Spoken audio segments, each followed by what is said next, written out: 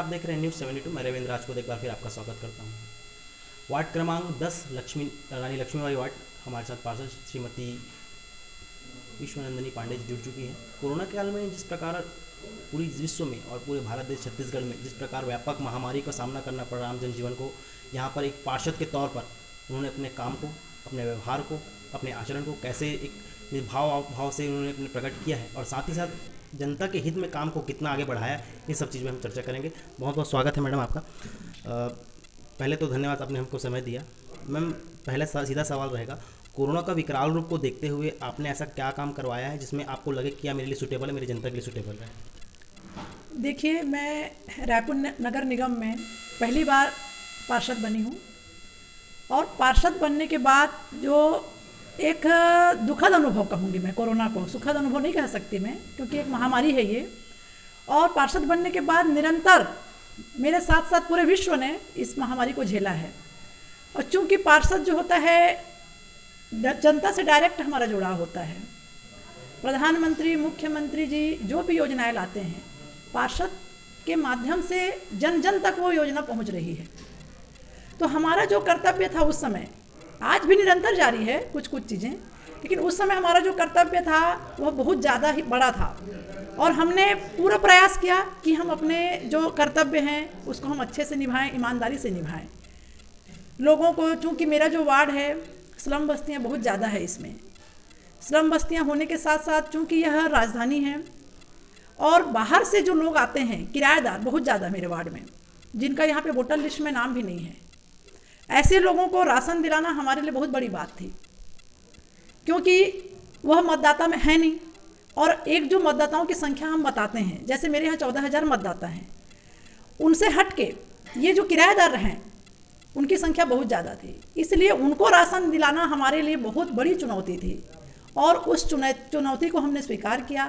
कोई व्यक्ति भूखा ना रहे, यह हमारा सबसे बड़ा प्रयास था और भगवान की कृपा है कि उस प्रयास में हम सफल रहे। बहुत सारे सामाजिक संगठनों का भी हमको सहयोग मिला, निगम प्रशासन का भी सहयोग मिला, प्रधानमंत्री महोदय की जो योजनाएं थी वह घर घर तक पहुंचाने में हम सफल रहे। सभी प्रकार का आपने समन्वय लगाते हुए काम को किया है। मैम, हमारे संज्ञान में भी है कि आप अधिवक्ता भी हैं, तो अधिवक्ता के साथ साथ पार्षद की जिम्मेदारी, उसको आप कैसे हैंडल करते हैं? देखिए, यह तो मेरा बैड लक कहूँगी मैं कि मैं जब से पार्षद बनी हूँ तब से कोरोना काल के कारण मेरा कोर्ट बंद है और कोर्ट बंद होने के कारण पूरा समय जो है मैं वार्ड में दे रही हूँ।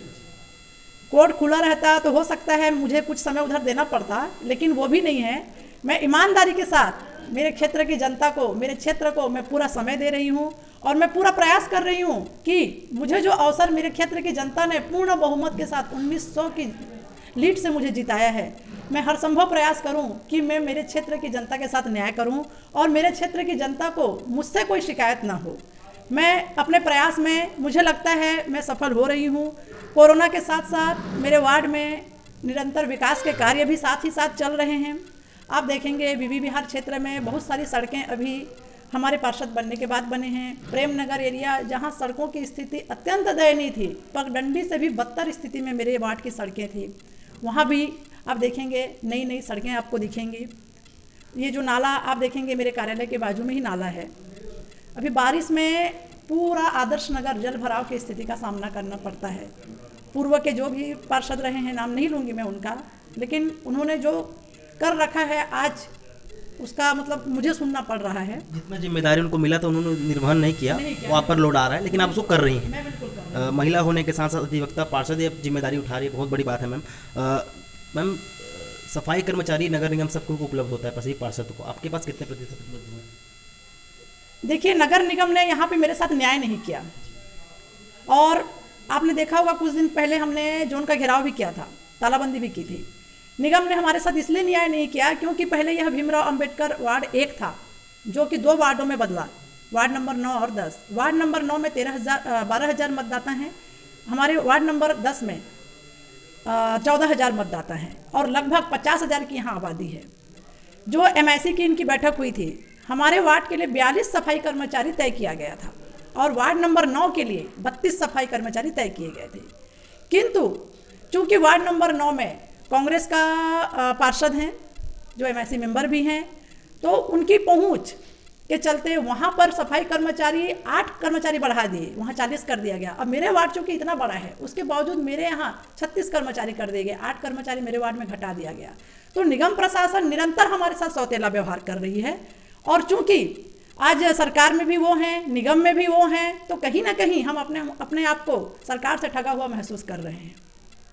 राजनीति की परिकाष्ठा से अगर उठ कर हम बात करें तो कोविड पे आते हैं, तो मैम जांच केंद्र की यहाँ व्यवस्था कैसी थी? जांच केंद्र की व्यवस्था हमारे यहाँ आश्रय स्थल में हुई थी। अशोका रतन वाली मुख्य सड़क पे आश्रय स्थल है जहाँ पे जांच केंद्र खुला था, और हमने पूरा प्रयास किया कि हमारे क्षेत्र की जनता को इधर उधर भटकना न पड़े। कोविड काल में जो हमसे हो सकता था, सैनिटाइजेशन, चूना, ब्लीचिंग पाउडर का छिड़काव, ये सारी चीज़ें हमने किया।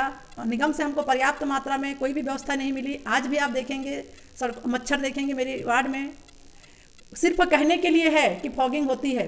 मैं जब से पार्षद बनी हूँ मुश्किल से दो बार अभी तक मेरे वार्ड में फॉगिंग हुई है। तो सिर्फ हवाई निगम चल रहा है। जो भाजपा के पार्षद हैं उनके वार्ड में न्याय नहीं हो रहा है। इसके लिए आंदोलन और विरोधाभास बयान चलते रहते हैं मैम भाजपा और कांग्रेस में। एक राजनीतिक विषय है। बहुत बहुत धन्यवाद हम जुड़ने के लिए, हम आपके भविष्य के लिए शुभकामनाएं देते हैं। तब तक के लिए देखते रहिए न्यूज़ 72। मैं रविंद्र राजपूत, कैमरामैन नवीन के साथ, रायपुर।